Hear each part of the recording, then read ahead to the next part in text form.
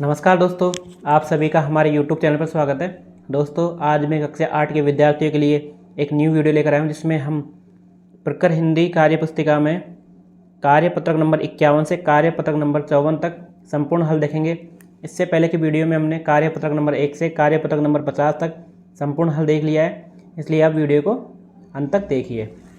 कार्यपत्रक number 51, कहानी को पढ़कर दिए गए प्रश्नों के उत्तर दीजिए।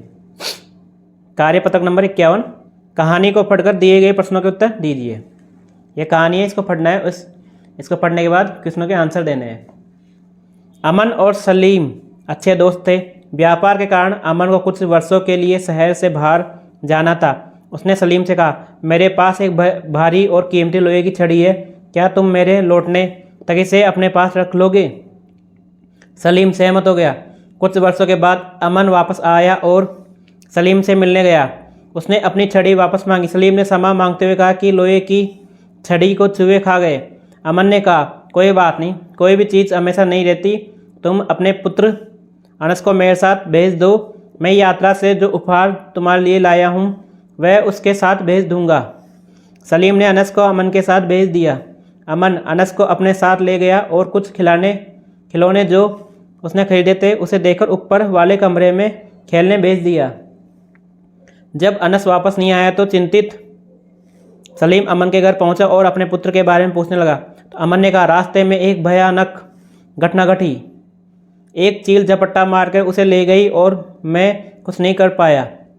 सलीम ने आश्चर्यचकित होते हुए कहा, यह कैसे संभव है? अमन ने कहा, जब चूहे लोहे की छड़ी खा सकते हैं तो चील भी आपके लड़के को उठाकर ले जा सकती है। सलीम को अपनी गलती का एहसास हुआ। वह लोहे की छड़ी अमन को वापस कर अपने पुत्र को घर ले आया। क्वेश्चन नंबर 1 है, अमन ने व्यापार पर जाने से पहले सलीम के पास क्या छोड़ा था? लोहे की छड़ी। असल में लोहे की छड़ी को क्या हुआ था? सलीम ने उसे अपने पास रख लिया था। सलीम के अनुसार छड़ी के साथ क्या हुआ था? कुछ चूहों ने उसे खा लिया था। इस कहानी में लालची कौन था? सलीम। अमन ने कहा, कोई बात नहीं, तो कोई भी चीज़ हमेशा नहीं रहती है। यदि आप अमन की जगह होते तो क्या करते? हम अमन की जगह होते तो शायद क्रोध में आकर उससे लड़ पड़ते और पुलिस में रिपोर्ट लिखवाते। कार्यपत्रक नंबर 52, जंगल में एक गुफा थी जिसमें एक गीदड़ रहता था। उसने पहाड़ी के नीचे एक पेड़ पर रहने वाले गिद्ध से दोस्ती कर ली। दोनों एक ही थाली के चट्टे बट्टे थे। दोनों मिलकर भोजन की तलाश करते थे। कभी कभी जब भोजन नहीं मिलता तो उन्हें आटे दाल का भाव मालूम पड़ जाता। एक दिन गीदड़ भोजन की तलाश में गांव की ओर चला गया। गांव वाले उसे मारने को दौड़े तो गिद्ध वहां से 9-2-11 हो गया। गांव वालों से उसका पीछा किया। गीदड़ ने गिद्ध से मदद मांगी, लेकिन वह चिकना घड़ा निकला और वह भी छूमंतर हो गया। गीदड़ का दिल टूट गया। क्वेश्चन नंबर 1 है, दिए गए मुहावरों के सही अर्थ में सही का निशान लगाइए।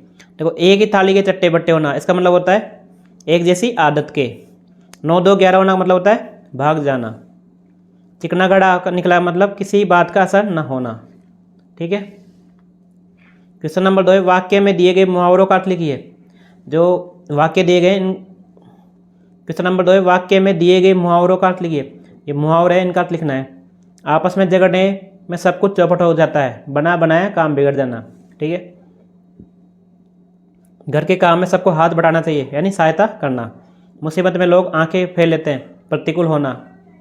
चोर ने पुलिस की आंखों में धूल झोंक दी, धोखा देना। माँ गुस्से में लाल थी, बहुत गुस्सा होना। चेतक घोड़ा हवा से बातें करता था, बहुत तेज दौड़ना। मीना ने नाक में दम कर दिया, परेशान करना।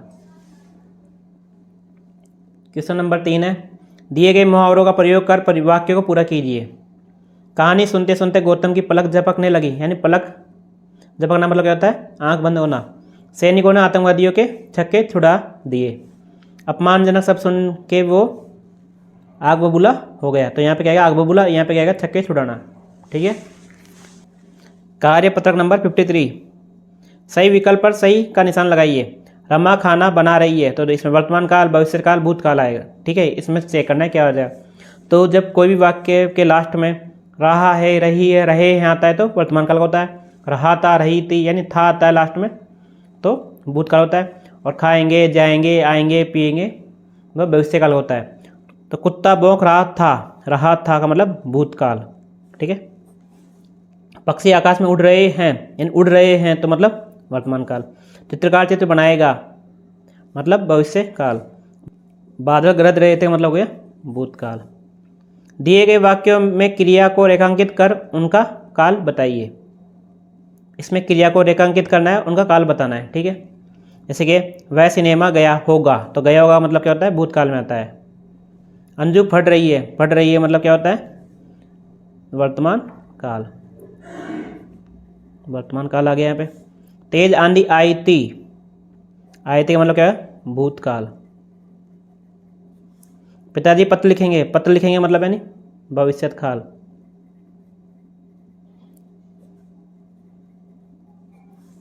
कल तुम आ जाना यानी भविष्यत काल। हम शाम को बाजार जाएंगे, ये भी भविष्य काल आ जाएगा।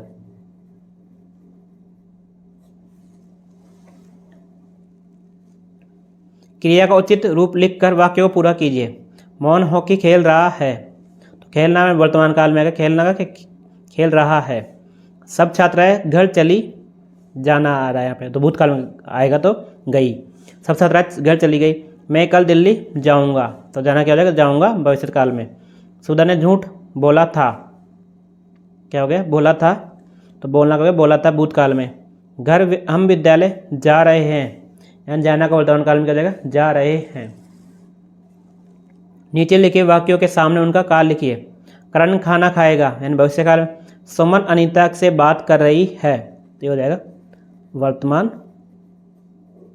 काल। आप किसके साथ खेलने जाएंगे, इसमें आएगा भविष्य काल। बारिश होने की संभावना है, संभावना का मतलब क्या हो गया, मैंने भविष्य काल, बारिश हो सकती है। मुझसे भूल हो गई मतलब यानी भूतकाल। प्रेमचंद ने कई किताबें लिखी, तो प्रेमचंद ने कई किताबें लिखी क्या किस में आएगा, कौन से काल में आएगा, भूतकाल में। ठीक है। कार्यपत्रक नंबर 54 दक्षता। गद्यांश पद्यांश को पढ़कर समझ के साथ प्रश्नों के उत्तर दे पाना। तो आपने बस की यात्रा पाठ पढ़ा है। इस पाठ में आप बस के मालिक हैं। बस के खराब होने पर श्याम सुंदर नाम का एक यात्री आपसे शिकायत करने आया। बस की विशेषताएं बताते हुए आप श्याम सुंदर को जवाब दीजिए। ठीक है। इसमें संवाद है श्याम सुंदर और बस के मालिक के बीच में। ठीक है। तो श्याम सुंदर बोल रहा है आपकी बस खराब थी तो हमें बताना चाहिए था। बस का मालिक यानी मैं। जी खराब कहाँ है, चल तो रही है। श्याम सुंदर बस ऐसे चलती है क्या, ये तो बार बार बंद हो रही है। तो बस का मालिक यानी मैं बोलूँगा, लेकिन बार बार स्टार्ट होकर सभी को मस्ती से ले जा रही है।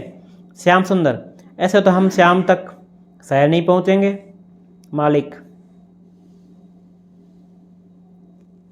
मालिक बोलता है आप चिंता मत करो, सभी समय पर पहुँच जाएंगे। श्याम सुंदर अब गाड़ी फिर से बंद हो गई, ये कब स्टार्ट होगी। मालिक मैकेनिक को चेक करवाते हैं, तब तक आप चाय पी लीजिए। श्याम सुंदर आपकी बस खटारा हो चुकी है, इसे कबाड़े में फेंक दो। मालिक ये खटारा बस नहीं है, आपको समय पर शहर पहुंचाएगी। श्याम सुंदर चलो ज़्यादा टाइम खराब मत करो, जल्दी बस को स्टार्ट करो। मालिक चलो सभी बस में बैठो, बस स्टार्ट हो गई है।